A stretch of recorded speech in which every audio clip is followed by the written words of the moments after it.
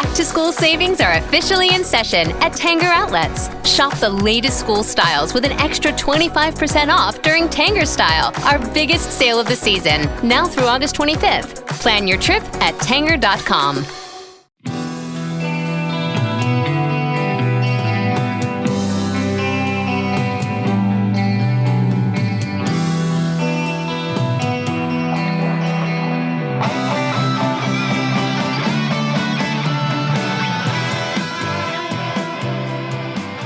Welcome to Tunnel Talk, a No Facts, All Feelings wrestling podcast on the Social Suplex Network. I'm Allie. I'm Ann. And I'm How Leah. are my beautiful girls doing this week? You guys do you think it's funny when I call you my beautiful girls? You don't think that's nice? What's the problem? Sometimes I like to wait an extra pause to see if Anne's got anything before I say something non-committal. It's so hot and humid here, and I played tennis today with my mom, and because I'm on vacation right now, we go and get something to drink afterwards. So we went over, and we've been going to the Starbucks, but they're closed for renovation, so we went to the Potbellies next door just to get a fountain drink, and went in there. I was like, I just want two large fountain drinks, and the guy there, he looked at us and said, he handed me 2 cups, and then he said, I'm only going to ring you up for 1 because it looks like you guys need this. Or he said, it looks like you've been sweating a lot, something like that. And it was we were drenched. It was disgusting. And it was I was like, yeah, we've been playing tennis. He was like, is it pretty hot out there? I was like, it is, but we have been exercising. So. Oh my gosh. Anyway, free beverage, but a little shaming, but nice. Yeah, well, you can't argue with the results, but he could have said something like, for 2 beautiful ladies, or something. You know what I mean? Right, yeah. You don't have to say everything you think, rich coming from me, but Yeah. It's true. Even if he was just 2 athletes Right. or whatever, Yeah. being I'm giving this to you because you look disgusting. I'm really concerned about you. Actually, I do think you need to hydrate. Yeah. take this soda and have a shower. Why don't you fill this cup with water, go outside, and dump it over your head? And I do get very, my skin flushes really easily, so I do get very red in the face when I'm exercising, even though, I'm fine, but I look like I'm dying. And I have gone to, pick up groceries afterwards and had the lady who brought the groceries out to my car say, oh, are you okay? It's yeah, I'm fine. Thanks. I'm not having a cardiac event, but thank you. If I were, I would appreciate your concern. It was really hot here, too, but then we got a big rainstorm, a number of rainstorms, and now it's cooled off, and I'm sitting in an unair-conditioned room, which Wow. I really needed this. I really needed this. Whoa. Oh, God. I'm so jealous. I wish I could beam a little... just a little cool air to everybody. I can't spare too much. It's not a perfect situation, but... Okay, before we do our little happiness check-in and get into the wrestling, we just wanted to remind you guys up front that we were on Gate Leapers, a fandom game show. We recorded it a couple weeks ago, but it came out last week, and we'd like to once again encourage you to go take a listen. It's a very lighthearted, super fun episode. You can really revel in some of the things we know and some of the things we don't know. Let's put it that way. Yeah, we heard some feedback from friends and, others that they were very mad that we missed the deathmatch. People love to correct us sometimes. It's wasting your time. Yeah. It's if it sticks, it sticks. If it don't, it don't. And we can't control that, I'm afraid. And we had so much fun during that deathmatch, too. I think at the end of it, we're losing it and being like, put Matt Taven on TV every night of the week. We're Taven heads now. But then it's a couple months later, it's like it never happened. Right.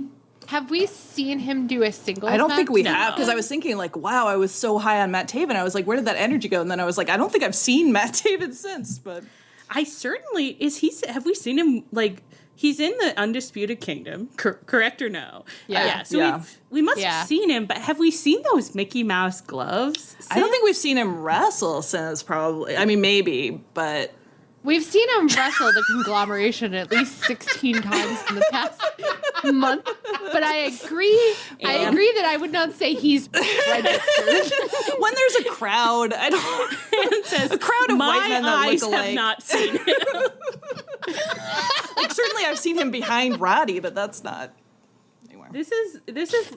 Yeah, I agree. I don't know if I've seen the Mickey Mouse gloves in a little while. Those are my favorite. I feel like we'll get to it later, but I feel like this is akin to my ability to blob FTR when I'm watching them, to the point that when I endured Collision this week to educate myself about new men, whom I really liked, we'll get to it later, I was like at the end of the match before I was like, wow, FTR have long pants on. Have we ever seen this before? And it's like, you've been watching this for what feels like on Collision. Every match still, I don't know what they're putting in the water over there.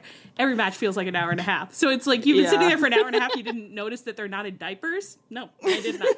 I did not notice. Because I don't see them. Yeah, it's important not to see them. It's your So brain true. protecting itself. And your brain has protected you from Matt Taven so Thank you well. so much. I've gotten so many things wrong this week. Like, I feel like I just like have not been paying attention to anything apparently. So I haven't noticed that. You haven't come off. thanks as- so else much. have you gotten So I think I was just like, no, there's no reason that these guys are fighting. And then you were like, well, actually, like this is whatever, like multiple times. But I knew why people were fighting. you did That doesn't twice sound right. last You night. did. Yeah. 2 times? Last night? 2 times last night when I was wrong. Yeah. Wow. You cited this Collision viewing Yeah. that you did, and I would say, like, did you take your ADHD meds right before Collision you watching. watched I know. it? Were you doing anything else, or was it like full on? Like, Like, really so you did- watched it? You Really knew watched what happened, all of it? huh? Really knew what happened. Wow. Well, it doesn't, to be quite honest, it doesn't sound like me. So I don't know who was saying these things, but we'll see how it plays out throughout this episode. It is my happiness check-in week, and I'm reporting for duty, but I want to say up front that I think it's miraculous. I think it's miraculous that I'm here with you today, because last Friday I abruptly came down with an illness which had me just in bed for 4 days straight with just feeling like my head was going to pop off my body. And it wasn't even COVID. It wasn't strep throat. It wasn't tonsillitis. It wasn't any of the things that it could have been. It was just some so unfair. random ass virus, the nurse practitioner said. Just a random virus. And he smiled at me. Very nice man. He said, they're just out there right now. That's so unfair. True, though. They're just out there. And They're I just out there. was so unhappy. I have rarely been more miserable. But I sit before you today, a living woman who will report on something that is making her happy. Hell yeah. Throat's better. I meant to ask you when we got on the Zoom and I forgot. It really took its time getting better. But yes, it is almost completely healed now. So Yay. Wow, that's really good. That's really that is good. really good. You needed to get. I needed it. The nurse practitioner prescribed me. He really was very sympathetic. I liked him a lot. He prescribed me lidocaine to gargle with to numb the throat. But and it was prescription. So when I brought it home, it was a bottle of the most viscous liquid I've ever encountered. And the instructions just said gargle with 5 milliliters of this, like a tablespoon or something. I start pouring it in. It is molasses. And I don't know if you guys have ever tried to gargle with molasses, but here's a tip. You can't. It's not.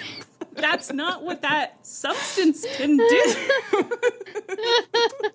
And I did try, and it was one of the more disgusting things that's ever happened to me. Wow. And then I just said, fuck it. I guess there's nothing I can do. Did it help, like, after you tried No. gargling? No? No, all I had done was, there just was slime in my mouth that I had to get.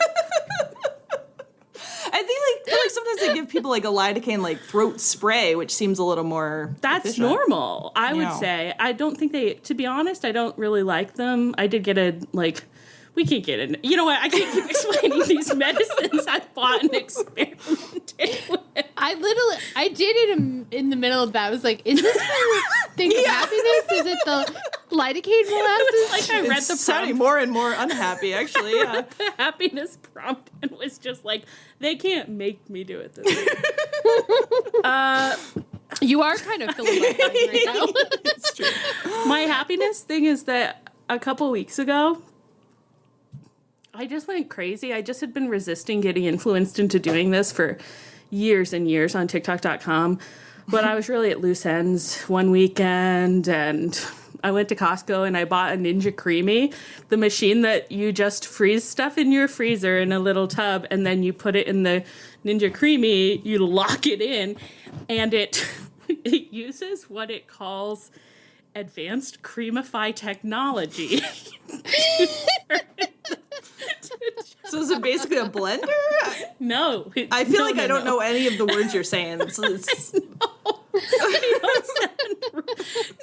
It's not a blender because what it does, I don't really understand what happens in there, to be honest, because what comes out is... Give me an example of something from your freezer that you might Ninja Creamify. Sure.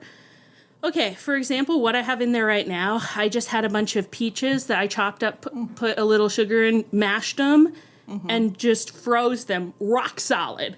Okay. And then you put it in the... So you, like, prep some food. You've got to prep it. Right, You have to You're prep not just it. picking out, like, well, I got some frozen peas. I could creamify these. It has to freeze for 24 hours before it can Wow. be creamified. Okay, So you got to plan ahead. Yeah. Yeah, well, you gotta stock the freezer, and then you put it in there, and it has like a blade that comes down through the whole thing and then comes back up, and it's not even really sharp. It's just doing something, creamifying, and what comes out is like a soft serve. It's like a beautifully soft, it's like going to Dairy Queen in your house, but with just random shit that you froze in a block. And I know it's like, should I own this? Some would say no. Should anyone own this? I don't know. I can't answer these questions. But what I will say is it does creamify anything. Wow. So it's like, I'm putting Does it, like, add dairy, or it just, like, kind of mashes it into, like, a adds cream? nothing. It just creamifies it in such a way. Sure, yeah, sure. It's the cream. No one likes it when I explain this. No one has liked this. It's about the texture. It's not a dairy-based product. Sure, It's about the sure. texture, which is so luscious and Creamy. creamy. Yeah. Huh. It's basically, it's like... So you're just eating your, like, peaches and sugar, but it's, like, as though it's soft serve because Yeah. of the texture. Wow. And it's quite a loud machine. I'll say that. But it only takes 4 minutes to creamify, and what it produces is, to me, like for my lifestyle and my desires, it's otherworldly. I just froze a ton of watermelon in one of these. Smush, Ew. smush, smushed. Froze Yeah. it.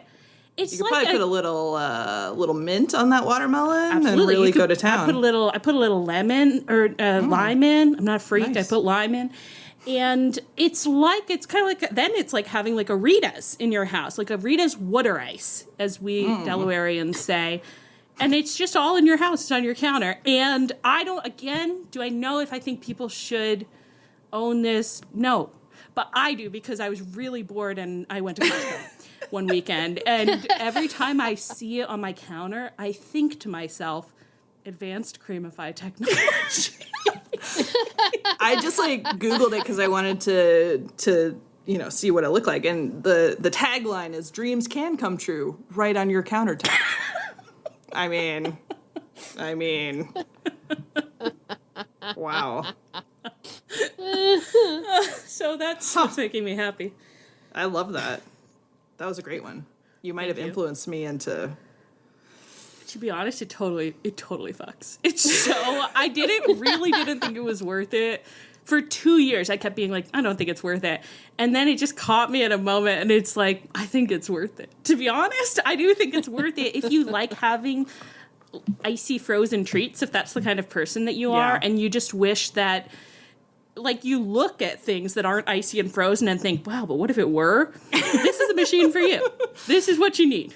I mean, especially we're in the dog days of summer here. Like, I'm going through a lot of those Outshine popsicles that are with just fruit. Like, I've been going through a lot of those. I'll tell you that. Yeah. My outshine, well, what will you call it when you eat them? My outshine usage, wrong, has really been down since I got the creamy. Wow. Consumption. Usage. Anyway, you want to talk wrestling? I don't know if I can now. I'm Probably. so consumed with frozen we can treats. just keep talking about things that you could put in your Honestly, one thing that Anna, who a friend of the pod, couldn't really process about it, she just kept being like, and it has to be cold. And I was like, yeah, what do you mean? Yeah, it has to freeze and be cold. And she was like, what if it were hot? And it's like, well, then it wouldn't be creamified. But have you tried putting something room temperature or hot in it and just to see what would happen? That's on me, in the I spirit guess. of scientific discovery. Allie's kind of a rule Kind of am, follower. but I am the child of scientists, so you'd think that I could. Well, You'd think that I could lean into it a little. you got weeks ahead, you know. I have a lifetime with this thing. Well, probably not. I'm sure it'll die before. The real reason that I was like, it's okay for me to get this now, is that my my blender died. The motor caught fire and it was smoking and Yikes. Oh no. So it's like I don't have a blender, so at least I can creamify. Yeah, that's all. I mean, as long as you can creamify. Yeah, I think that's really the big thing, and everything else is gravy. If you can creamify, everything else is gravy, is what I've learned. So let's talk about. In Boston, I tell you a little anecdote. When I lived in the catching on fire thing is like when I lived in Boston, I was a grad student and I didn't have any early classes this day, and my roommate like had a 9 to 5, so she would get up and be gone on those days long before I did. And I woke up one day and there was just a sign on the toaster oven that said, "Caught on fire, do not use," which was delightful. That's how you like to start your day. Okay. Danielson and Swerve. This is wrestling. I'm Laura Linney, and this is Masterpiece Theater. This week on Dynamite, we got a brief replay of Jeff Jarrett's coach intervention with Bryan Danielson from last week. And then Bryan Danielson came out for an in-ring promo. Now, I haven't summarized the promo here, but I believe the gist was he told a story about getting his engagement pictures taken with his wife in the town that they were in. And he said, I guess it's true what you say. You don't know you're in the good old days until the good old days are gone. Then he talked for another paragraph or two, and then he said, but I've known I'm in the good old days. And I said, get rid of those paragraphs. Why is there a gap between these concepts? Yeah, to talk about presence, about being there for your life. To be quite honest, I felt angry. I felt angry as someone with a little red pen in her mind when I listened, and I said, wow, someone needed to slash so many sentences in there, and it would have been such a clean, lovely transition. But you didn't do it. Well, what did you guys think of the promo? I wouldn't say I like to be present in the moment was really the most stirring let's build this match tact. And I mean, what's interesting is that I was assured by the internet over and over that when Bryan Danielson wants to build a match, he'll get us. Everybody kept saying it. That when he's going to try. I would say that he didn't. I thought it was interesting because I actually felt like I could follow it pretty well, and he didn't say anything crazy. Yeah. So for a wrestling promo, I thought, he did a pretty good job. He delivered it well, whatever.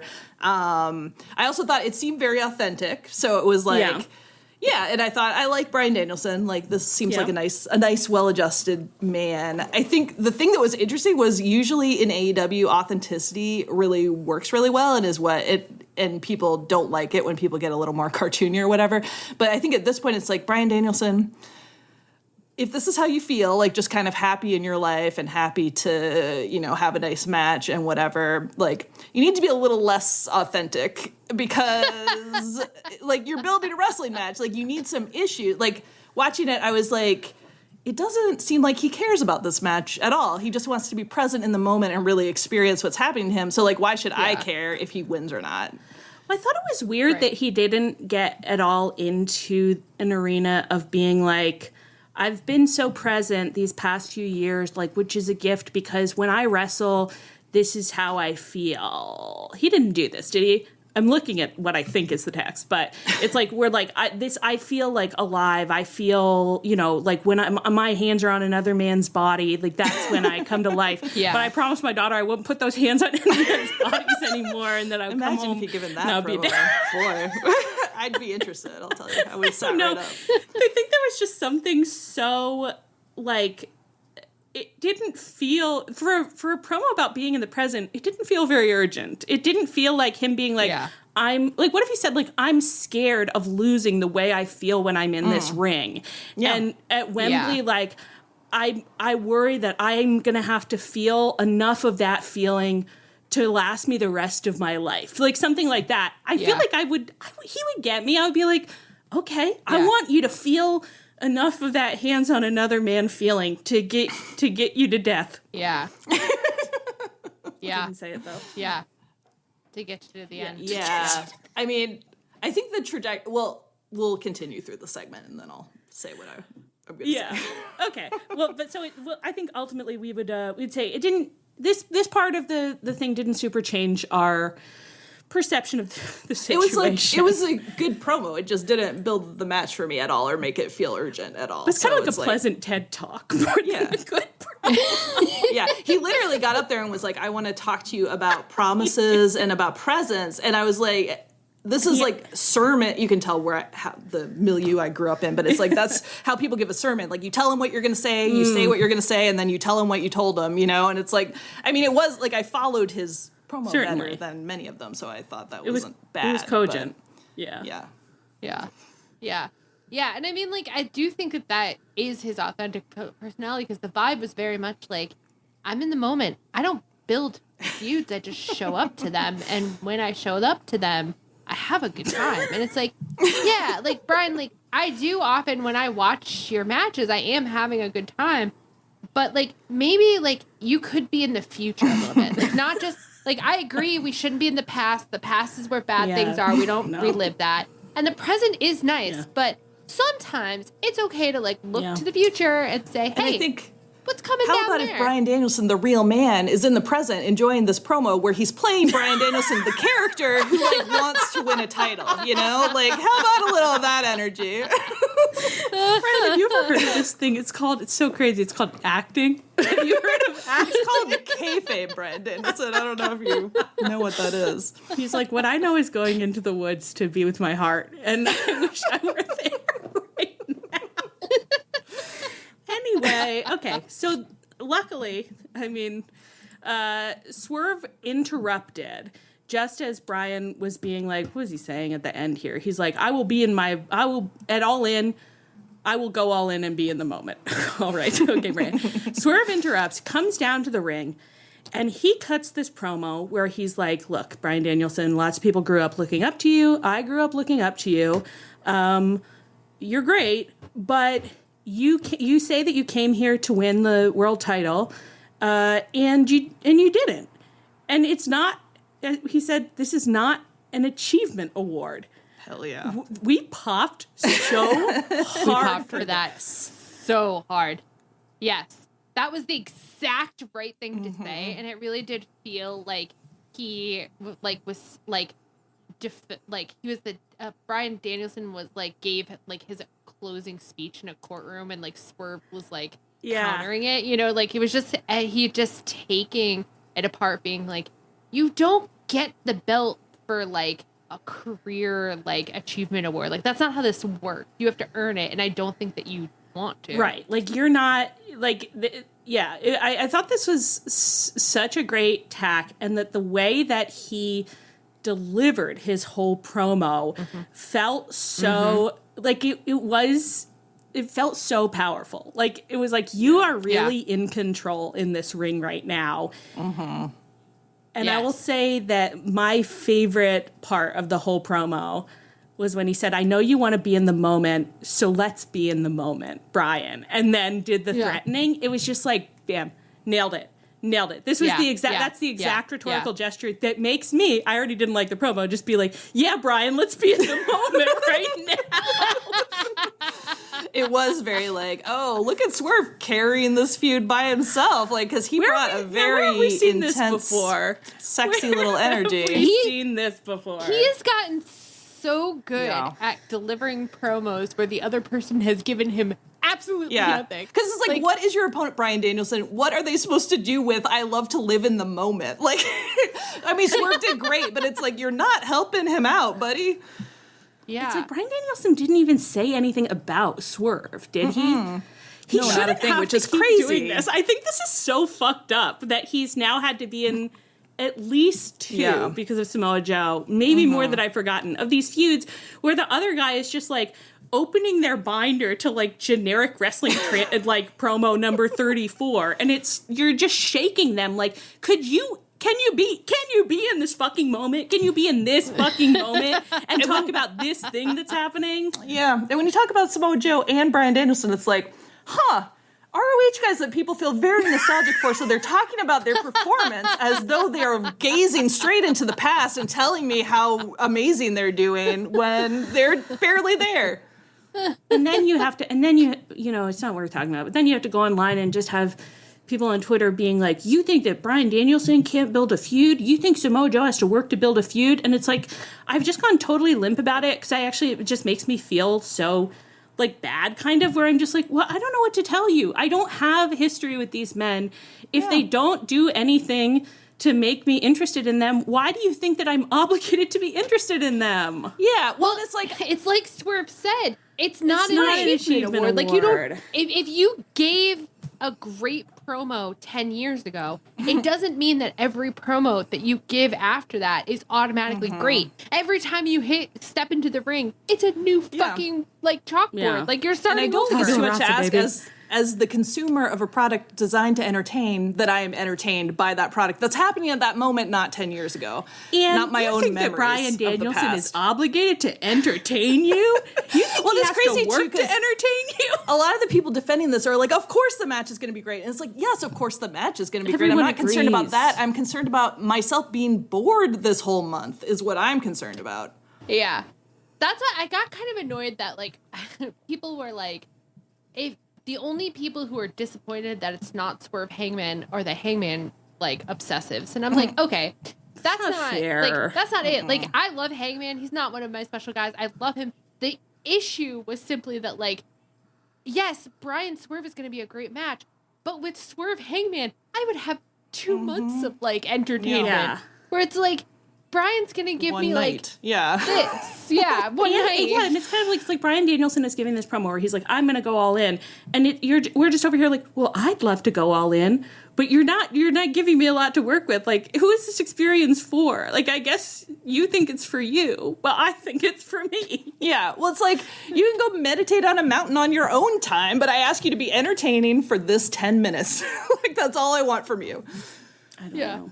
He's like, hey guys, should we go do something cool? Let's go. But then he's like on a unicycle and you're like, Bryan Danielson, like, I'd love to ride with you. Like, you're not gonna like drive there? No?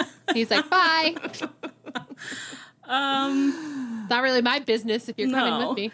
Okay, so then Swerve went to leave. Danielson promised that if he doesn't win the belt at All In, he will never wrestle again. He is putting his career on the line. Swerve said, that's very noble of you, Bryan, but don't keep that promise to me. Keep it with your family. That's good. He's hammering on the emotional stuff. It's like you... Yeah. He's Swerve did giving great. him openings. Yeah, this stipulation made me furious, though, because it's like, well, you just spoiled the match. Like, whenever they do these stipulations that you know they're not going to follow through on, so it's like not a real risk. So you're just like, okay, great, Danielson's winning. Like, thanks. It makes this even more boring. It was one of those things where I was like, this is where you're like, oh great, now I'm like taken out of the moment because I'm like, oh yeah, wrestling's fake. Because like otherwise Tony Khan would have fucking ran from the backstage being like, no, The match is off. The match is off. He's followed by 139-year-old white men. I love Bryan Danielson, too, is the crazy thing. Like, he is a special guy for me, but this is not adequate. I have always enjoyed Bryan Danielson so much, and moments I felt really passionately into him when he was a heel, when he was a freak heel, to be honest. But when he baby trapped Moxley, you know, that was so fun. he slapped so Moxley in funny. his face and fell to his knees, apologized, and I was like, "Oh, this is electrifying." Never seen it. It since. was so crazy I and over the forgot top. It was Crazy. great. I remembered parts of that, but I forgot until recently how crazy that like emotional roller coaster was for him to slap Mox and be like, "Oh my god!" It's like, oh boy. On your knees. He's done it in the past, but I don't know. Maybe he's just. He's wilding out. He's doing what he wants, and what he wants doing is to the be opposite in a sense. present. He's too self-actualized. He's too close to ascension. You know what I mean? Yeah. It's like literally, please God, just play a character. Play a non-sexualized character. I'm begging you. I don't know what that means. I'm only ever myself in. That's all any of us can be in this world. Namaste. Okay, anyway, he marched backstage and Jeff Jarrett was there being like, "Whoa, you took my advice. That was so great, Bryan." And then Bryan was just like, "Shut up, me, next week. You'll see how dedicated I am." And it was like, girl, you didn't get mad in the ring, but now you're mad that you're out of the ring? What? How did he show more emotion with Jeff Jarrett than he did with his all-in opponent? I felt really fed up with him because he didn't even really do angry face acting at the end when he was putting his career on the line. He still looked really chill. Yeah. But then they did this immediate backstage segment where he's stomping off like if I were a man. It was like, why didn't we just do that? Why do we work up to that in stages throughout the whole promo? Yeah. Well, and the thing is, like, I actually think that the story beat of being like Bryan Danielson is overly chill and just happy to live in the moment, and then Swerve comes out and is mean to him and makes him angry and like kicks in like a furious. That's a great beat. Should have happened 3 weeks ago though, so we had a little more runway with it. Yeah. Or whenever after the Owen. Also, like you said, it should have been happening in the ring progressively for sure. And Jeff Jarrett's addition to this is so baffling. I can't even cope with it. Why isn't this Claudia? Why isn't this Yuta? Like, he has friends that we've watched him be friends with for 2 years, and now Jeff Jarrett's here for no reason. Right. Like, the most important things Bryan Danielson has done in AEW involved, like, him adopting Yuta and him failing to adopt Daniel Garcia. So it is sort of like, it would have been really nice for his last feud to involve either of them as kind of like a wrapping things up. But no, it's weirdly Jeff Jarrett. And also, like, I think I also would be more forgiving if it made sense. But I'm just like, why did he get mad at Jeff Jarrett? What did Jeff Jarrett say? He didn't say anything wrong. I don't know. I also just feel like I'm getting goofed on because we're going to get into this in our next section. But, like, so you have Hangman come back from his break and you get him right back into it with Swerve, and he wants to fight Swerve, and then he can't because Jeff Jarrett is refereeing him. So Jeff Jarrett is now an impediment to Hangman, and Danielson is gonna fight Swerve. And lots of people are like, wow, Swerve and Hangman are like really hot though. Like they have a lot of energy right now. Do you think that should be the match? And Tony Khan, I guess, is back there like, no, but I want to keep them locked in a really tight orbit that's going to remind people constantly that they wish they were having that, but they're not getting it. So what I'll do is I will bring Hangman into ongoing conflict with Jeff Jarrett, but Jeff Jarrett will also be the advisor to Bryan Danielson, so that people can't go a single scene without explicitly remembering that they wish this match was happening between two different people. It's like, it's so true. It's like two horses that hate each other, but you put them in stalls next to each other with Jeff Jarrett in between them. Yeah, and like. Also, it's like, so Jeff Jarrett gave one good promo, and to be fair, it was really good. Like, I watched it, but it was really good because he was real life friends with Owen Hart, and he like cried in it. Like, good for him. That's great. Good to cry. But why is he getting this big push now? It's like, this isn't a Lifetime Achievement Award for one good Owen Hart promo either. Like, it's I don't crazy. know. Right. Was it one of our? I feel like it was somebody quoting Meltzer maybe. Said this, like being like, and everybody's really like loving Jeff Jarrett right now, and it was like, who's everybody? Is everybody in the room with us right now? I'm not mad at Jeff Jarrett, but every time I see him, I'm like, you again? Why are you here? What do you have to do with any of this? Is he going to be fighting Hangman? Jeff Jarrett fighting Hangman at All In? Why would that happen to me? Why would that happen crazy. to me? Why would you do that to me? That's the craziest thing I've ever heard in my life. And you're right, it does just serve to remind you that you would rather be watching a different storyline every time it comes up. It's so shooting yourself in the foot. It's so... And it also made me mad because it's like people got so mad at Max Caster for saying this, but honestly, I kind of like thought he was right. Where he was like, "I hate when new people come in because then it's like Tony's like, oh, I'm bringing this new guy in who can do this thing that I want to have happen." It's like, hey, there's guys in your company already that can do this thing, and you just won't give them the chance to like show you. I did have that moment where I was like, why Jeff Jarrett is not doing this promo well, but there's people in this funky company that I would watch not do it well, but be happy to see them. Like, right. is he to use? And it is phrase, like, why waste all the time having somebody in a faction if you don't use that faction when it would be normal to use them? It's like, Claudia, the BCC has been just like doing nothing for like a year, but haven't broken up. So it's like, bring them in. I would care a little bit. Yeah. I'm going to use a phrase I don't really feel that comfortable using on this podcast, but Jeff Jarrett, is he like popping a demo or something? Is he like, what is he contributing to the numbers in some way that I don't understand? I wish we could phone a friend and just like bring Trish into the Zoom and just be like, Trish, oh my god, hit me with the figures on Jeff Jarrett. Maybe we should ask our sister podcast one of these days if they want to do. We can put this out to multiple Social Suplex Network podcasts. If they want to do an exchange where they can send us up to 2 questions a week, and we could send them 2 questions, and they would have to answer them, and then we would just put them in, like, answer here. Like a little footnote. I think that could be really fun. A real fun network solidarity. I think we all have things to contribute to each other, Yeah. I'd love to know what they want to ask us. I'm a little scared to think about it. But. It was bold of me to say that we have something to contribute, but I guess I just thought we'd love to talk. We love talking. Yeah, I mean, I love it. I just feel like a lot of the questions would be like, well... Why are you into this, girls? Yeah. Did this get you going? Did this rev your engines? I don't, whatever. I've gone limp about it. Like, I can't get fucking yelled at by people online about this anymore. I can't get yelled at. And they're not yelling at me. They're just yelling. But, like, I get it. It's happening. I don't think that I'm a deranged Hangman fangirl because I don't really understand why it's happening. I don't think this seems very exciting, and I just wouldn't do it this way. But I've gone limp, so we'll see. Bryan, if you want to do something fun, I guess you're just gonna wrestle Jeff Jarrett next week. So that's what you think is gonna be a really cool build for this. It really is. Like, if there was other stuff going on that I was really into, I wouldn't mind this as much as I do. And if it wasn't like, oh, so this is Swerve's like last feud as the title holder, probably, like, well, that's kind of a bummer. I think everyone's predicting that. I mean, God knows what's actually going to happen, but that Bryan Danielson's going to win it at All In, and then Swerve would win it back at Wrestle Dream. I heard a rumor today that that's not. Yeah, but I haven't been online today. Mm-hmm. But, like, I mean, I wouldn't. The thing is, again, like, it's like, I wouldn't mind watching Swerve chase the title because he really only, like, chased, like, Joe, which wasn't that interesting.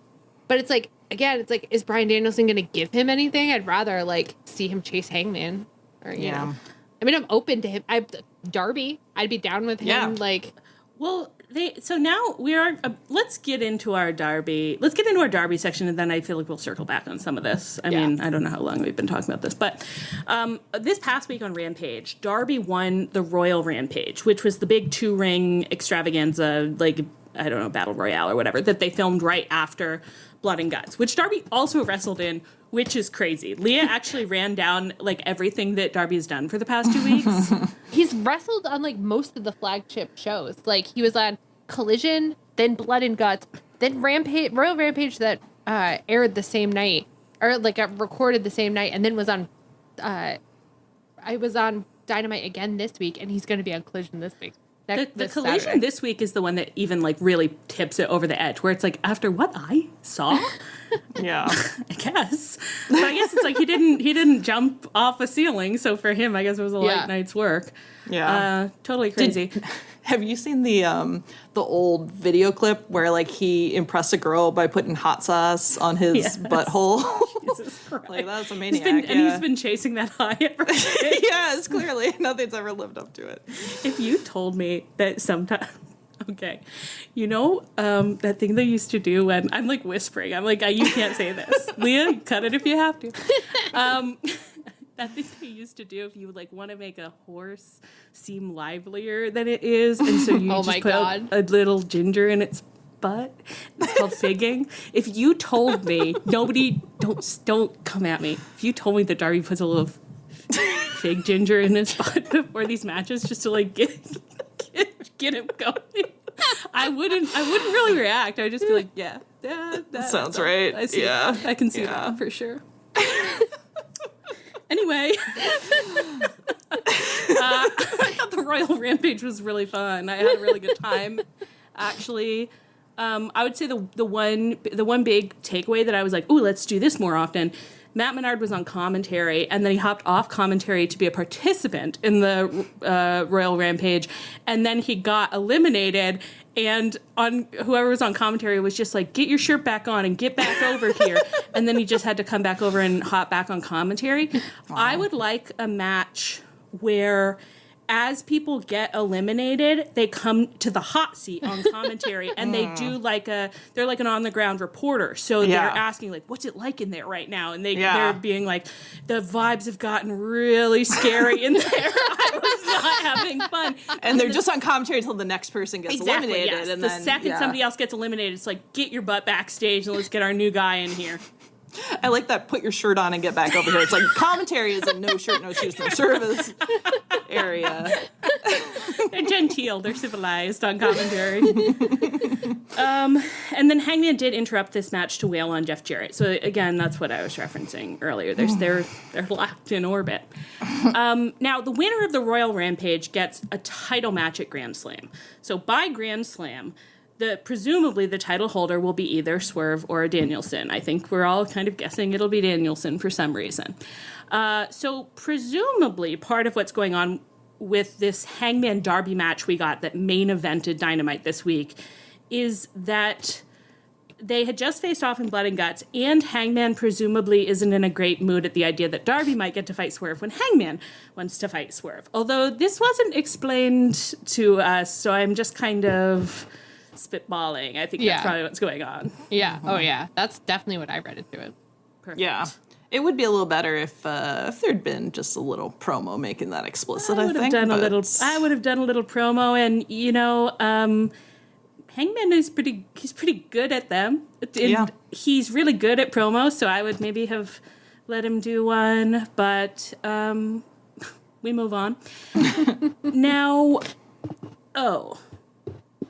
what was I going to say? Well, I got distracted because I was thinking about the things that happened in the match. Did you guys enjoy yourselves? Yeah. I experienced a lot of interest in it, I would say. Okay, Leah experienced interest, Anne? Yeah, I too experienced interest. No, it was crazy. Like, the things when Hangman just kind of, like, grabbed Darby and put his legs over his shoulders and was kind of holding him on the apron, and it was like supporting him by the lower back. Like, it was a slam and haul. It was like it was a pretty classic slam and haul. It pretty much looked like they were gonna do a sex act right there, really explicitly. Yeah, Cunnilingus. Specifically. Yeah, wild. I liked it. I enjoyed it very much. Yes. I liked to see their bodies in relation to each other and the moves of that nature, and I liked how much of the match took place on the stairs. The stairs became their own character in the match, and you could almost hear the ring calling out, like, what about me? Usually I'm involved. They didn't want to get in that ring except on the apron, the hardest part of the ring for Cunnilingus. But otherwise they were on the stairs. It was a great match. It was a great match. A really great match. It's crazy how, like, I think with, like, very few exception, and the exceptions ended up being notable, I think everyone Hangman wrestles, I end up being like, you guys could kiss, like, a little. Just, like, to, like, figure it out. There's, like, a few wrestlers that bring, like, so much sexual energy to everything they do, and it's like, yeah, Hangman's top of that list. Yeah. You just want to be like, what's going on with you pheromonally? Can we get your sweat tested? Yeah. Just the amount of he comes out there, the amount of intensity and character and unbalanced character. Like, this is not a man who's focused on being present in the moment, but he is present in the moment because he's so mad. Yeah, well, you know, to be so angry you can't think is, in some ways, the most present you can be. Yeah. That's so kind true. Of, you've kind of achieved a Zen state, something to think about. Yeah, I don't think I've ever heard that from any philosophers, but I haven't read that widely in the genre, so it might be what everybody agrees. Now, the match did end with Darby won with he kind of surprised Danielson with, not Danielson, it's Hangman. He surprised Hangman with a roll-up. And then he just looked kind of flabbergasted, like, how could I have lost? And he did something so strange, honestly. I mean, I love him, but he went and started pulling chairs out from under the ring, one after the other, and throwing them into the ring. Darby's already, like, halfway up the ramp, I think. So it's like, what are these for?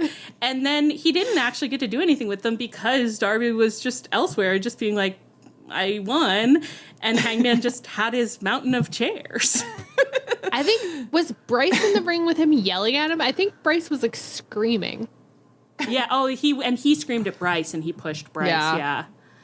That was the extent. Was he, I mean, was he going to put Bryce through those chairs, and then he just gave up? He maybe should have. Don't you ever get so mad that you think, I wish I could move like 10 folding chairs right now? That would really help me get my emotions out. Honestly, I think that is me sometimes when I go to comfort clean out my garage. I'm just like, I just need to move the same 40 things around into a totally different configuration, and I'm supposed to get rid of most of them, but I only get rid of one. He might have donated those chairs to Goodwill afterwards. Maybe that was part of the... Yeah, he was like, guys, why do we have so many chairs under this ring? Like, oh, it's so damn crowded under here. We don't even have room for men to hide anymore. Leah, I poo-pooed you when you suggested that the lights out moment was an actual accident, but it was. The lights did just go out, and it had nothing to do with House of Black. That was crazy. It was just like, it was like so long too. It wasn't just like a flicker. Like, they were off for like a good 3-4 seconds. It's just like, what are we doing here? I Classic guess. AEW. Love a little production error. What do you guys think about Hangman's storyline right now? Like, what do you think is happening? It's like, really, it's hard to say because like, it's like, if all of the losing goes into a real story, like, I don't know, like, they're obviously building to something between him and Matt, and it's like, you know, I don't know, there's gotta be some kind of plan for the future, and the losing plays into that, then of course, like, I'm into it, I love it, it's fun, like, I don't need my special guys to win as long as, like, they're doing something, you know, interesting, but, you know, it's hard not to be like, well, Hangman stuff hasn't paid off in a while, so who knows what's happening. Yeah, and it's like, he's so mad at Swerve, but we're keeping them apart, which is like, in theory, I'm not in their stalls next door to each other. Right, with Jeff Jarrett in between. Yeah, but it is kind of like, I don't know where you're going, and I'm not sure you're going anywhere, but maybe you are, but... You know the middle school dance leave room for Jesus? Yeah. And now it's leave room for Jeff Jarrett. Jeff Jarrett needs room to do his inspirational speeches to you. Jeff Jarrett just becomes like an institution where he just wanders into any feud and is like, hey, guys, Full Gear's coming up, and you should be getting into gear. And I think you are, though. In Full Gear. In Full Gear. And I think that, like, probably, like, you're a really good wrestler, so you already knew that. But if you didn't know that, then you should You should just be good at wrestling. And I believe in you. And everyone's like, thanks, Jeff, was it? I love that. And in this scenario, it's like Tony Khan is sending out a memo about it, and he's like, let it be known, if there is not enough room for Jeff Jarrett to wriggle between your bodies and give an inspirational speech, you are standing too close. And I'm going to need you to take a step back so he has room to work. No more cunnilingus in the ring. Jeff Jarrett needs his head in there. I consent. I don't. Isn't there someone you forgot to get inspired by? I actually, no one's allowed to be like, you're so dumb, Allie, but like, I hadn't been thinking about Hangman's deal as like, he's so mad that he can't win. I guess because I kept thinking like, surely he will win. But at this point it became clear, no, he won't win. Like Leah, I think it's fine for my guys not to win. I don't really understand anger in wrestling, I think. I don't think I really understand what you want me to think. Like, sometimes a man will say to another man, like, you need to get so revved up that you can't think, and that's how you will win. Like, Ospreay can't overthink it. He just needs to do spectacular violence that could end a man's life. But Hangman is doing that, but it makes him lose in fairly foolish way. Like, this was a really weird ending where it was like, oh, I think he could have just gone, like, ape shit in some interesting way. I don't know. So it's just like, what is it about his anger right now that is incapacitating him in the ring? Like, right. I need you to show it to me like I'm stupid, because I guess I am, because I don't think it's that clear. Well, yeah, and because wrestling usually, like, it's not a subtle medium. So it's like, at this point, it does seem that the storyline is that Hangman's anger is keeping him from winning, but they haven't made it clear at all, like, what it is about that anger that's doing that, which I think you could do pretty easily. I think so. But they really haven't, Because actually, like, playing tennis, like, sometimes you'll get mad and you'll play way better, and sometimes you'll get mad and you'll play way worse, and it's like there are specific internal things that affect it, but but I think asking us to just kind of like intuit that this is the bad kind of anger is not really wrestling storytelling.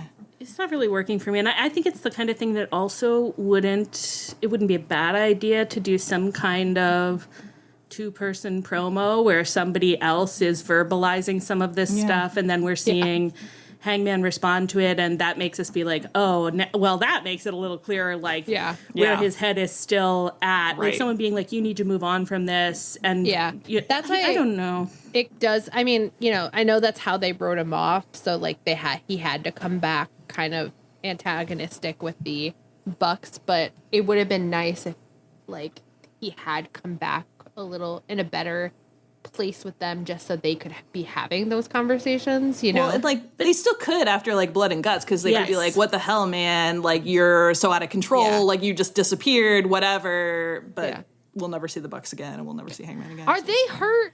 Like, It's on the schedule for later. It's on the schedule. Do you want to talk about it now, though? No, it's fine. I forgot that they were on the schedule. I put it in there. Don't worry. It's in there. We're going to talk about their health for sure. And something else as well. But, well, I don't know that we have anything else to say about this. I seem to have written Star Wars thing, but, I think that's just because I was thinking fear leads to anger, anger leads to hate, hate leads to suffering, and suffering leads to something else. I was very curious what the Star Wars thing was going to be. Yeah, it was just something pretty basic where I was trying to think through media depictions of how anger can be bad and how it can be good. And Star Wars doesn't say it can be good. Star Wars is more of the Bryan Danielson. Yeah. He would be a smug-ass Jedi. Fucking dumbass Jedi Danielson. All right. Anything else you want to say about this? No. Let's move on. Toni and Mariah both got promo time this week. So first, Renee sat down with Mariah for a backstage interview where Mariah was, well, first of all, she's sitting gay in the chair, which is awesome. Loved Crazy it. gay. So beat up Yeah. She's lounging. And she says, what more do I have to explain? It's all been very clear. From day one, I said I wanted to be just like Toni Storm. I got her trust, and I sliced her open and wore her skin. What do you not understand? Renee said, why Toni Storm? What did she ever do to you? And Mariah said, nothing. And that's why she was perfect. She always said this business would eat you alive. I guess it was my turn to eat. Incredible. These lines, and she said them so naturally. Like, actually, I was rewatching some Interview with the Vampire, but I was like, oh, these actors do such a good job of like some kind of like florid lines, but they sound like something this person actually would say, even though like they're, you know, kind of crazy things to say. And actually, Mariah really pulled that off here because it was like, those are two great lines, and you said them like a psycho that would say them. Yeah, and Interview with the Vampire, the mode I went into was I was like, oh, Hannibal. This is Hannibal sociopath stuff. Yeah. Yeah. But I do think, I think it's working really well for her to just be like, oh, I'm a psychopath. Like, this isn't like, I don't have a secret grudge against Toni. There's not like something Toni's been doing to me. There's no reason why I did this. I'm actually just really fucked up in the head. And it's like, I don't think that we've seen that in AEW, like just this like unadulterated, because most of it comes with like a little bit of you people did this to me, you know? Yeah. Yeah. But she's like, yeah, I've been planning this the whole time because I wanted to cut her open. That's This why. is the factory So setting. It was amazing because it wasn't even like, oh, I thought it would help me in wrestling. It's like, no, I wanted to torture her to see like if it would be fun, and it was. Yeah. I thought this would be interesting. Yeah. And I did have a really interesting time. Yeah. Really sexy stuff to me. And then Toni came out to cut a live promo for the crowd, and she said, Mariah May, you said you loved me. Well, I love you too. They say you should find what you love and let it kill you. At All In, it's going to be the romance of a bloody lifetime. incredible. Fuck, these girls are fucking cooking. Yeah. These are the kinds of lines. It's like if I want to hear less, I can go watch the CW. I want more. Yeah. Yeah. It was like, it's just such a perfect like way to play off each other, and it's so good. I'm really enjoying it. And the deranged energy that Toni's bringing, where it's like this betrayal has really cut her to the core, and she is reacting to it. Whereas I feel like a lot of times in wrestling, like there's a lot of betrayals that don't make a lot of sense, and their attitude after is always just like, yeah, I mean, sometimes your friends hit you with the chair, you know, what are you gonna do? You just go to Wendy's, you know? And it's like, no, Toni is upset. She is having a mental breakdown. Like, hell yeah. A little mentee bee. A little mentee bee. Yeah, Toni and Hangman really putting in the work right now, being like, something bad happened to me, and I will never, ever, ever, ever, ever forget it. Yeah. And I like that. Yeah. Let's pivot to something that's going a little bit differently. So Kris and Willow had their CMLL Women's Title Eliminator match on Dynamite this week. Had you guys appreciated beforehand that this was the Eliminator, not the match itself? No. I hadn't either, and I felt like that's not what they said. But And I didn't even know it was for the CMLL title until after the match, I think. Yeah. I realized it in the middle of the match when I heard commentary, but I thought it was just a result of Kris attacking her backstage. I thought it was one of those classic, like, you attacked me, so I have gotten a match. it was, but she attacked and demanded the match for the belt. Yeah.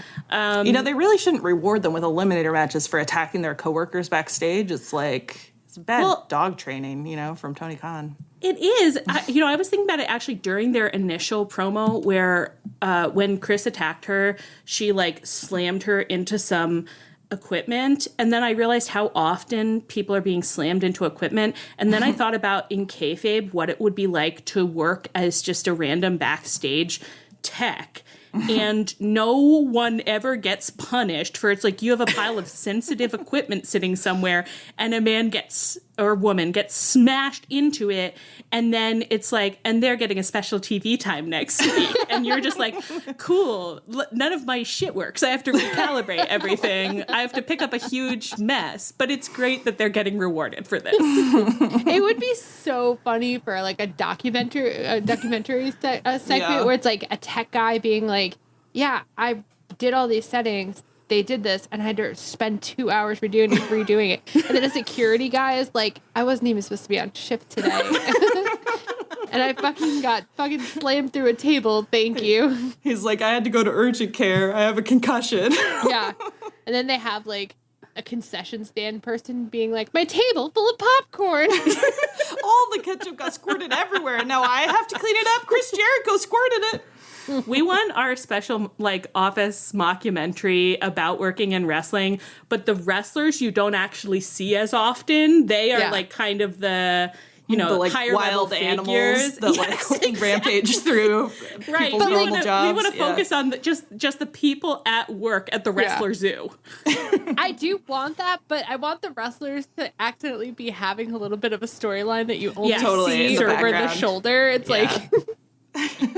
Yeah, like absolutely. what was it? The community thing, like the Ahmed helping the woman give pregnant, and the woman give pregnant. It's giving pregnant.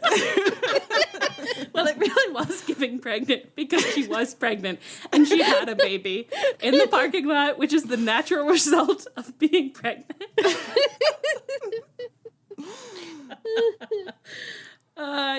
That's exactly that's right, Leah. Anyway, so Stat did win this match with some cheating help from Stokely, who produced a steel chain for her and then distracted the ref.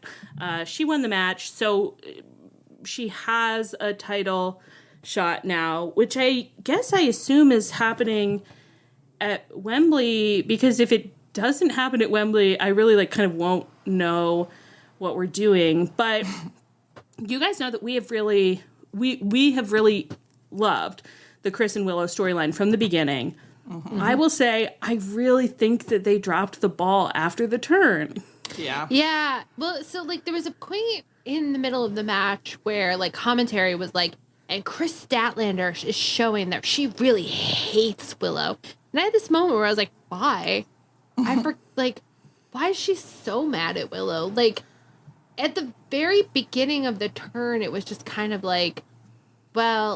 I'm not the person that you thought I was, and I want a better place in this company. But at some point it turned into an active grudge thing against Willow, but I don't think it's been communicated, and which is Kris doesn't love doing promos, so it makes sense. But at the same time, when you compare it to Toni and Mariah, where it's you understand why everybody is feeling the way you did, whereas Willow got so easily distracted to Mercedes after the turn, and then Kris lost, so then it was lost its momentum, that it's sort of why are we here again? I don't remember.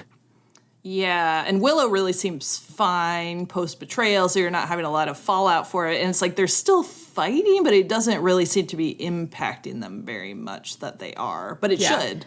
Yeah, well, because Willow is doing a thing that's is valid and is different than what other people have done, where she's given those promos that it's nothing matters, smile anyway. And so she is being my thing is that yes, I could have gotten my heart broken, this could be the worst that I've ever been hurt, but I'm still going to show up and try to be a happy person who believes in herself.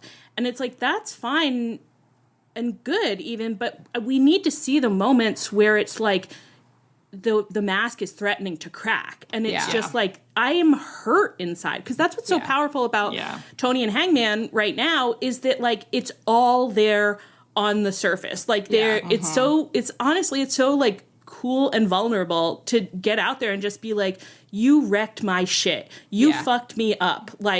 You did something unforgivable to me that has impacted my ability to feel safe in my life. You broke my heart. I loved you and you never loved me.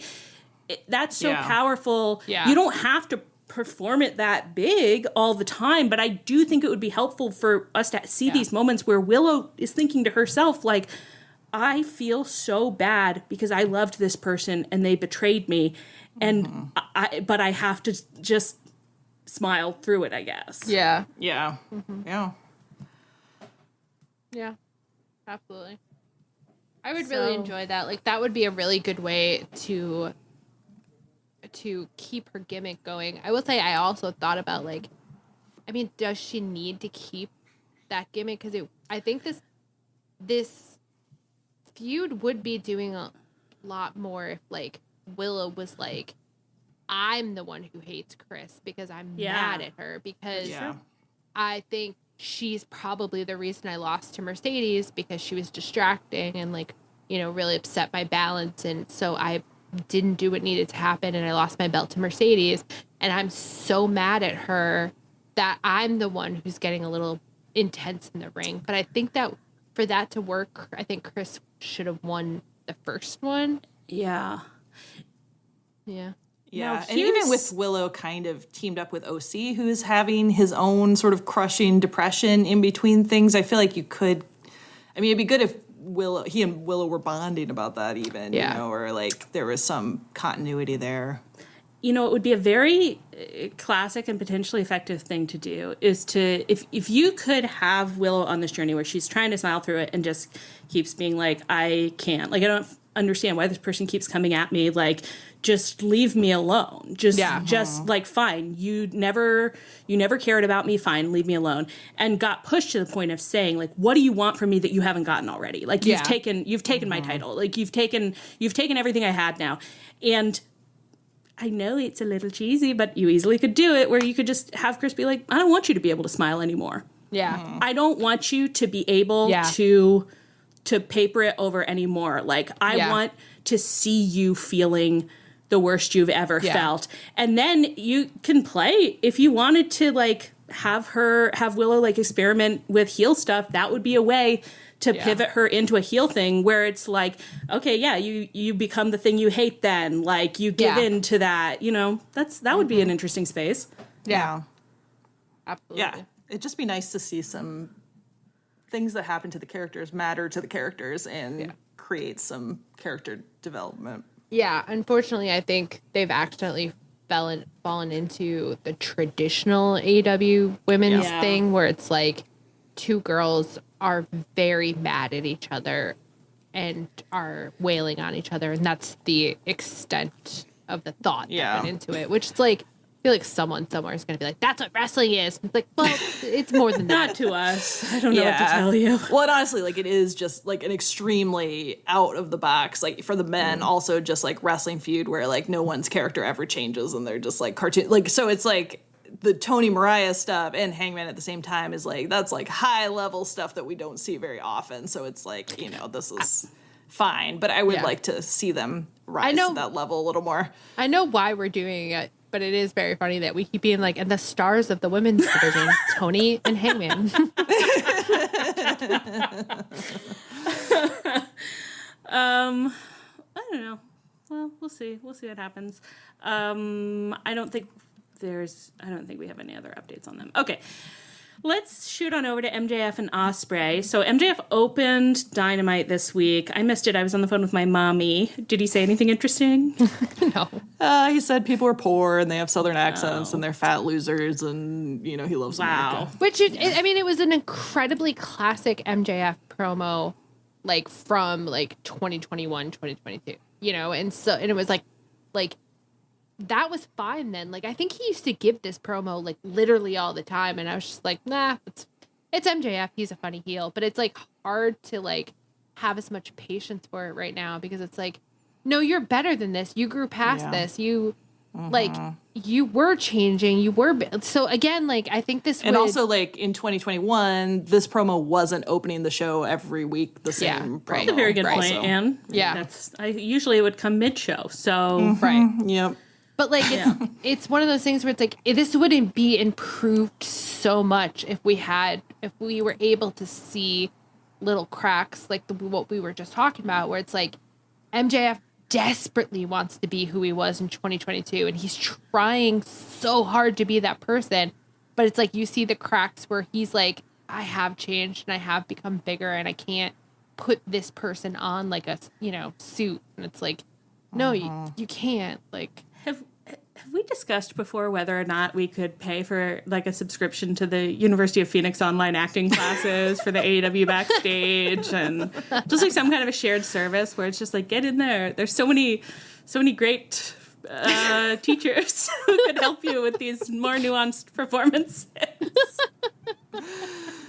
Man, it's really, I feel bad with like how over MJF I feel and how like this whole promo, I was just like, I hate this, even though like Leah said, it's like, it's the same promo and it didn't used to bother me, but it's just like, it'd be so easy to win me over though if you did something new and funny. Like if you were a little bit funny and not in the exact same way you always have tried to be, like, I am an easy get, you know? Well, it's funny. I feel like I saw people being like, he made some kind of like Revolutionary War reference in some tweet or something last week, and I saw negative reactions to it, but I was like, oh no, that's great. I don't want to talk about like modern day United States versus United Kingdom, like yeah, he said something with the red coats in there, and he said, this promo, and turncoats. But I was like, if he instead of if he was doing a jingoistic thing, but as like guy who's upset who can't get over the Revolutionary War, that would be hilarious. That's like, funny. Lean into that. That's good stuff. Kind of like, can't you just do something like kind of crazy and unhinged? And then but then as I'm saying it here, I'm just like, oh, people would be really mad about that, and I know they would, but I wouldn't. I would think it would be fun because I think he it's could like cut promos on King George. It'd be great. George III. I think it's just like MJF he's playing cartoon MJF, but like I need something more. I need something more right now. It's not enough. And it's so lazy. It's just like, the local sports team is bad. Blah, it's blah, just blah. like, come on. Yeah. Blah, blah, blah. Anyway, so then Ospreay fought Lance Archer, who also cut a promo on Collision last week where he was just like backstage, like knocking out men left and right, who I just kept thinking, like, who is that man? I think he's just here to do his job. Another thing where it's like, take us into our workplace comedy where people are like in the parking lot having a cigarette before they clock in, just being like, I don't know if I'm going to make it through this. I don't know if I'm going to I looked at the card and I'm pretty worried about what's going to be going on. They're like, I just got the cast off on my arm and I hope that I don't get thrown around in there again. Oh my God, I want it. Thrown around. Anyway, Lance Archer was like, I want the international title or whatever, and Ospreay shouldn't get a shot at it before me. So then he fought Ospreay. I think that was why. And Ospreay won, and MJF showed up to attack him, and he was going to punch him with his really dangerous diamond ring. But then Kyle Fletcher showed up in a cutie little crop top and saved him. And then he cut an in-ring promo about how, like, MJF doesn't even fucking care about America. He just cares about himself, which I was like, that's great. That's a really good angle. That's so good. Giving out hearing so much stars about America in this feud. Yeah. just leave us to rot in our gutter. Like, stop bringing it up. Yeah, I'd rather not. But I was like, that's the right thing to say. It's like, just be like, that's a red herring. Mm-hmm. And I thought he also did a good job. He reminded us that he's not supposed to get involved in Ospreay's business anymore because he told Don he wouldn't, but he can't help it because Ospreay is his best friend and his brother. And they exchanged like really gentle little like arm touches or something where I was like, those men are brothers. Those men are brothers. Yeah, they are brothers. And he yelled at MJF and he said that, oh, that's right, because he did it was a patriotic screed in defense of America because this country has given him his dream girl, his dream car, his dream house. And then I think he doubled back, but they took it out of the AEW recap. I think then he said my dream wife. But apparently you don't think so? Well, someone I saw say they thought he said dream life. So then I went back and I watched and like listened to that. And like, you thought it was life? And it was like perfectly ambiguous. I was like, this could be either life or wife, and I can't tell at all. Well, I don't know why they would cut either of those from the promo recap. I don't understand why they cut 90% of what they cut from these damn promo recaps. I was looking at it this morning, and the Mercedes, how they recapped the Mercedes Moné promo speech made her sound deranged. Because I was looking at it, and I was like, I don't think it was that bad. So then I went back and listened to it, and I was like, you cut out so many like dependent clauses that it looks and she's not great at promos, and you made that worse somehow. I just Is it like the same people like editing that Jeff Jarrett promo down to Bryan Danielson that made it be like, wow, that's even weirder than that it was made the it first weirder. time. Yeah. I just want to know whose job it is. And I wouldn't yell at them. I would just ask questions. I would love to just be like, listen, I have a job. I understand that people tell you to do things and you kind of got to do it the way they say. just tell me what they told you. Tell me what they said has to be removed that you remove. Just want to know the rules. Kyle Fletcher's so sweet. Oh, he's going to fight MJF next week. Yeah. It was such a sweetie baby promo. And I saw people get kind of annoyed about it, where they were like, did he forget he's supposed to be a heel? And I'm like, bitch, like, this is a very classic story where it's like, oh, is there another path? Do I not have to be bad because I could be good? He's the minion of a heel, and he's having second thoughts about it. And they have actually been doing that. Yeah. Really clearly. Yeah. Not every single turn has to come out of nowhere and be like an abrupt. Yeah, it's nice to see a little tension. Yeah, just sort of normal human emotions. Yeah. I feel like wrestling fans are like, ooh, no, it's like it only happens in the ring in the middle of the match and for no real reason. Yeah. I think that was like one of the first things that Kyle Fletcher did when Ospreay showed up was that he and Ospreay had that really explicit moment of like Don Callis is telling one of them to cheat or something, and they're looking at each other, and Ospreay's vibe is like, we cheat? That's what we do? And Kyle Fletcher is just being like, I just kind of do what I'm told, but I agree. It seems like fucking crazy. Some of what goes on here. Yeah. Like they were just talking with the telepathy of brothers. They were being like, I don't know about this. God, I need Mark Davis to come back so they can execute whatever it is that they want to do. I thought you were going to name a man that they would execute. Don Callis. So they can execute Don Callis. It's like, wow, that is some bold language, but I like it. I need Mark Davis to come back so they can execute Don Callis. What if that was my new bit where I just started using like insanely like aggressive analogies? Guillotine Don Callis. Yeah. Oh my gosh, we're gonna start having to be like I don't know, like Mothers Across America or whatever, like being like, video games make you violent. We're just like, wrestling actually isn't good for you. Look what it's done to our friends. She's out there executing people. Okay, this might, I think. Well, we'll see if we want to talk about Conglomeromenon after FTR. After FTR, okay. So FTR fought. Am I supposed to say MXM? M&M?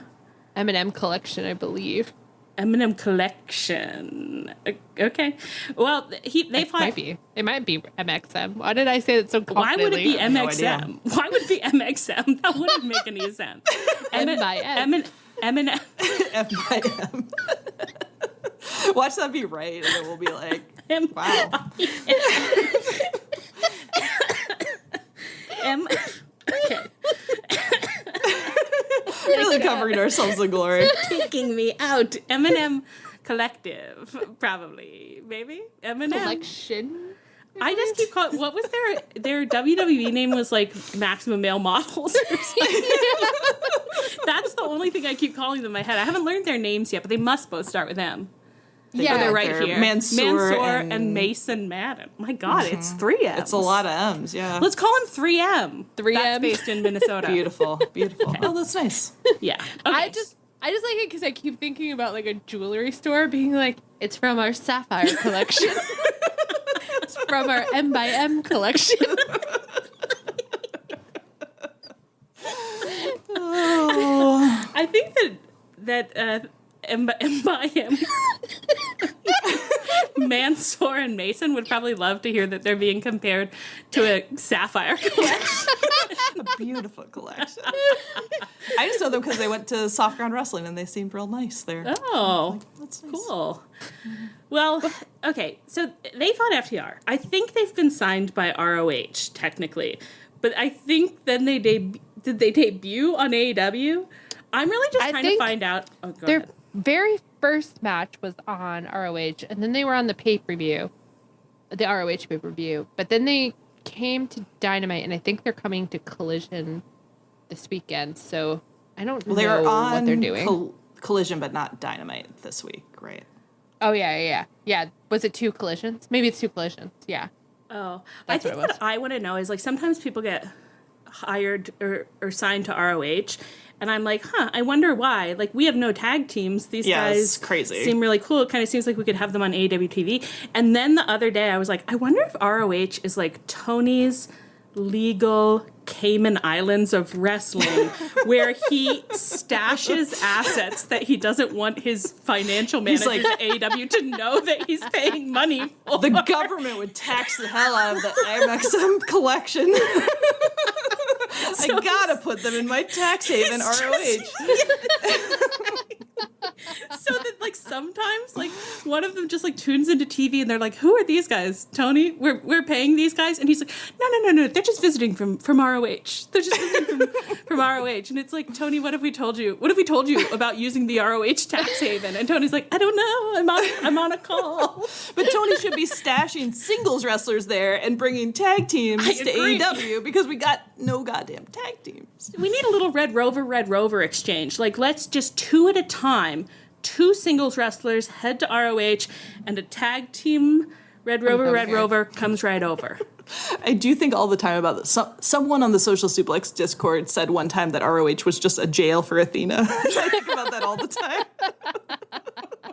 It was like months ago. I don't even know who said it. Oh my god. It's kind of like Tony built her a prison, but he doesn't want her to know it's a prison, so he's like filled it out with like people that he hopes that she'll have fun with, and like he's like these are your co-workers, and you're in the Cayman Islands. It's beautiful. He's like an evil, not evil, like overprotective father who's trapped his daughter in a simulation, and she thinks it's real. She doesn't know. It's a whole real simulation. He's like, you're on TV. Look at all the cameras, and she doesn't know it's paywalled. She doesn't know it. Only 10,000 people subscribe to Honor Club. He's got her in the tower. Oh, guys, what are we talking about? I love M by M. Yeah, they I had a liked real them too. Flamboyant I love energy them. that I was really loved. fun. Yeah, They were They a trip and a seemed half. It was very crazy. I confident. mean, they wrestled that whole match, but it was just like the 2 of them. I didn't see any other men. It was just nobody else was bringing a fun energy to the ring that I saw. So it was I like think Dustin's grenade spot, except a whole batch of Invisible Man. I think Bryce did one of those, actually. I think Bryce reffed an Invisible Man match. Oh yeah, And they wrestled one. yeah. Yeah. And I mean, they did a beautiful job. I saw them doing they did- moves with they did Invisible great. Men. Yeah. They did moves you wouldn't think you could do without another man there, but you actually can. You actually really can. On a more serious note,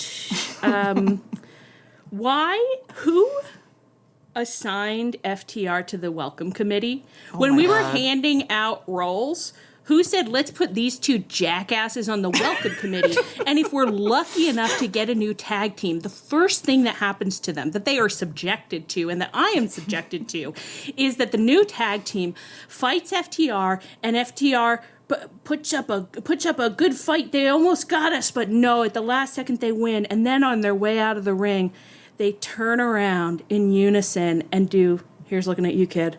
Hey, I see a lot of potential in you guys. Respect. Mad respect.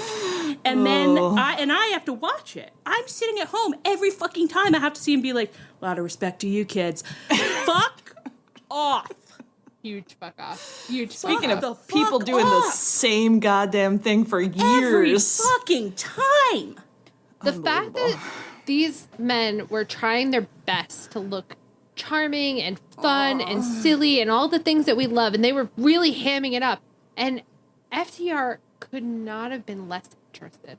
Like, they were just like, listen. Never been fun a clock day in their life. Clock in, clock out. Nothing. And Nothing. they're like, we're going to make this match interminable. They said, don't worry about that. It's on Collision. So I went on a whole mental journey during the match where I was like, well, I guess it's kind of fun that Eminem have a really super cartoony Tom and Jerry energy.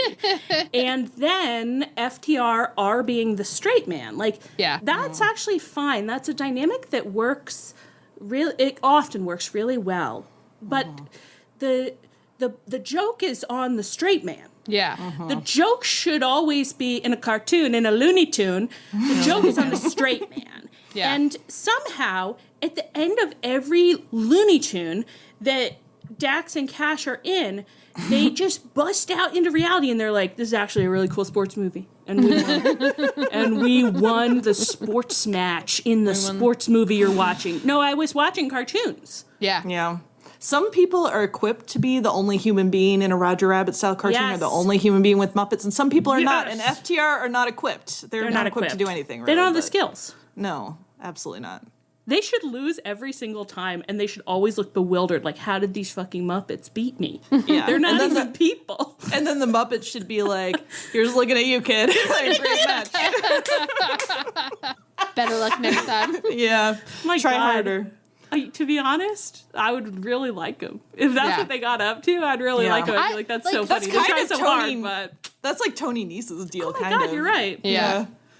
But, like, that's the kind of thing where it's like, yeah, FTR could get me so easy if they were doing shit like this. Like, Yeah. but If no. they tried to have fun, like, one time. But I know that they actually want to dunk they want to dunk the cartoons in goo, and they want to ruin Toontown. They want to build a train through Toontown, a highway. They want to build a highway through Toontown. Absolutely. They want to go fracking in Toontown. Oh my God, they want to frack so hard in Toontown. They're going to environmentally destroy Toontown. Toontown has been compromised to a permanent end by FTR. Who let FTR in here? Oh my God. Anyway, I really like Eminem, Yeah. and we also got 2 promos from the Acclaimed, one on Collision and one on. The Collision one was right after Blood and Guts, and then we got another more up-to-date promo on Dynamite this week. I would say that both were, I'm not being mean, okay? They both were quite incomprehensible, honestly, and Yeah. they were yelling a lot. And I Yeah. thought, that's not really what I would call your guys' strong suit. I wouldn't say that yelling is like your big thing. Yeah. I believe the gist was that they're mad at the Bucks, and they're mad at FTR for calling out the Bucks when the Acclaimed already called out the Bucks, and they want to beat the Bucks again, but to do that they might have to go through FTR. So they are trying to get in touch with FTR on Collision this weekend. I think that's what's going on. And can I say something? yeah. I hope the Acclaimed have to job to FTR. I hope FTR have to job to the Acclaimed. I hope Yeah. FTR There we have go. to job to Yeah. the Acclaimed. I agree.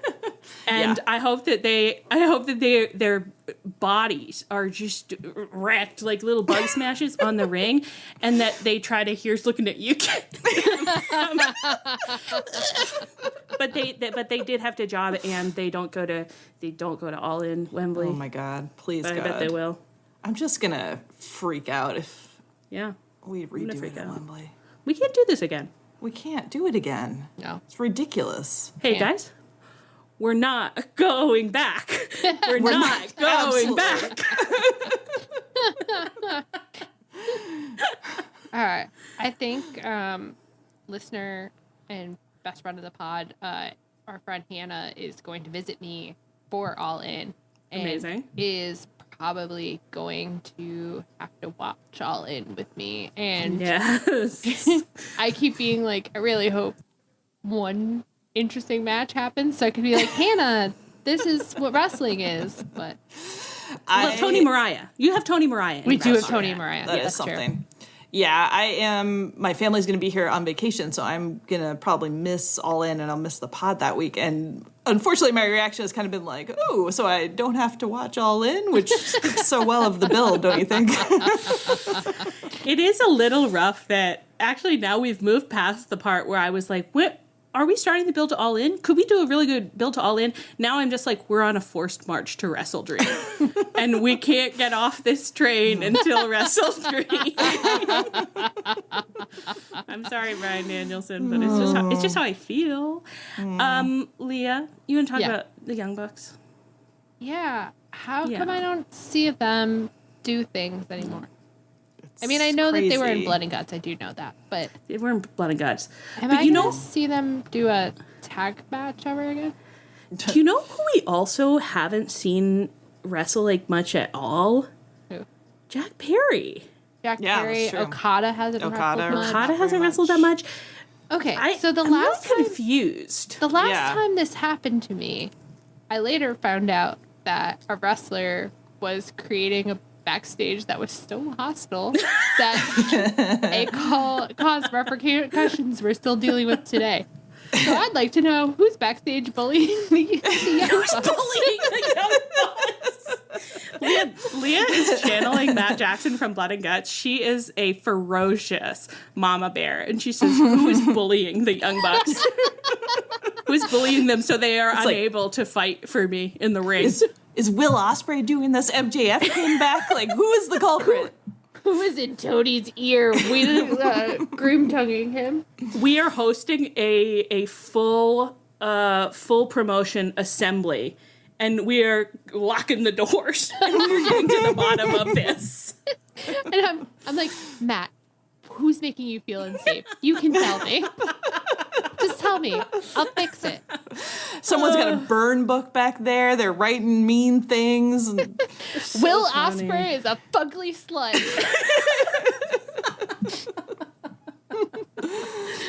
I don't know what's going on. I think it's like I don't think that I don't think my special guys need to be featured all the time.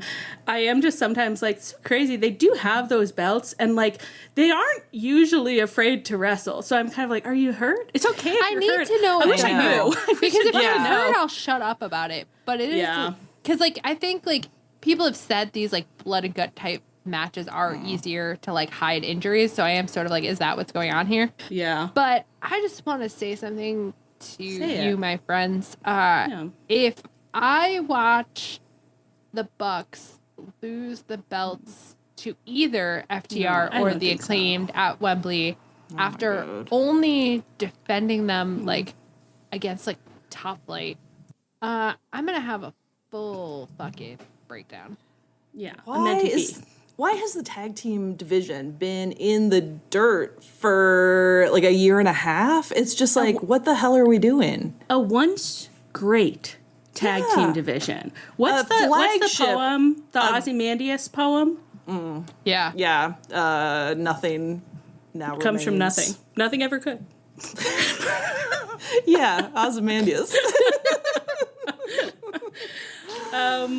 Yeah, well, you look at the vast desert, and you just see the little stones poking out, and you think, wow, that was our tag team division once, but no longer. we don't really have one anymore, Nothing now except I guess the remains. teams that you're stashing away in your tax haven and not using. Well, you did use them. You brought them to Collision. Apparently not paying enough money for the Motor City Machine Guns, maybe.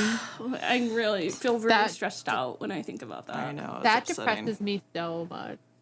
It's crazy. We really want to meet those men, Tony. Did you even consider that? Is that even on your pro con list? And like, did you consider? Can't you stash them in your tax haven? Yeah, like you're stashing we all really want to kinds of meet people. them. Like, couldn't you just hire them for us? Seriously. He never Come cares about on. us. No, he doesn't give one single shit. That's why we have to see FTR constantly. Jesus Christ.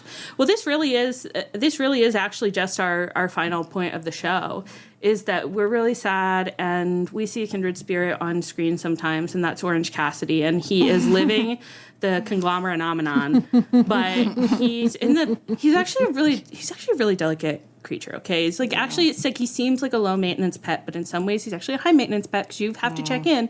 He's not going to tell you when he has a problem, and sometimes you just want to take Kyle O'Reilly and Mark Briscoe by the shoulders and shake them and say, "Can you see your dog is depressed? Yeah, Well, he's a cat, barely been eating. Your cat needs Xanax." Do you Yeah. know that? Have you ever seen like depression like awareness ads where it's like a girl is like walking through a party and like everyone's laughing and having fun, but like she's like blue In black and cast and, white, is like, yeah. no one can see me. I'm alone. I feel alone. I feel distance. That's what every promo with the conglomeration is right now. It's just like, so everybody's cornholing and having fun, and then OC turns up in the back and is like, do you all ever think about death? Okay.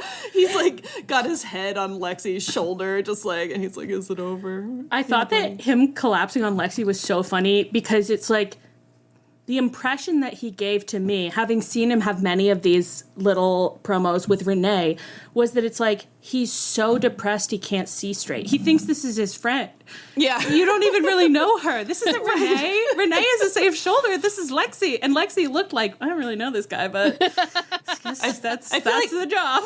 Renee is the only one checking in on him. Like, his conglomeration guys are totally ignoring his issues, whereas Renee is at least like, how you doing, buddy? Well, poor Renee is the only emotionally competent person backstage, so it's like she doesn't have enough time.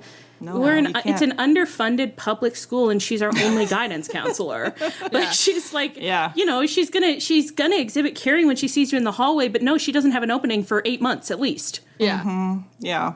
Right. And obviously the kids who are acting out are going to get more attention from the guidance counselor than the one who's quietly dying in the back of the classroom. Exactly. She has to interview Mariah because Mariah is a danger to her fellow students. OC, it's like, well, he's not hurting anyone, so we'll see him in May, maybe. So, I don't know. Anything else to say about that? That's it. Yeah. Hey, guys, I think that's it. I think that's it. I think we're done here. Y'all done here? Well done. Hey, y'all are done here. me done here. I've been Allie. I've been Ann. And I've been Leah. It is Tunnel Talk. Our theme is by Kris Corkin. You can find us on Twitter and Tumblr at Tunnel Talk Pod, via email, tunneltalkpod@gmail.com. Go check out our episode of Gate Leapers. You can find that anywhere you get your podcast. You can find this anywhere you get your podcast. You can also find us on the Social Suplex Network feed, along with a lot of other great shows.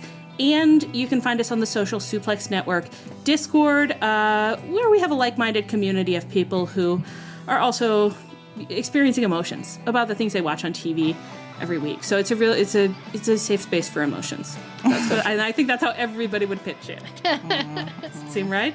That seems right. Please rate, review, and subscribe to us wherever you get your podcasts. Stay frosty, my God. And as always, please come back next week.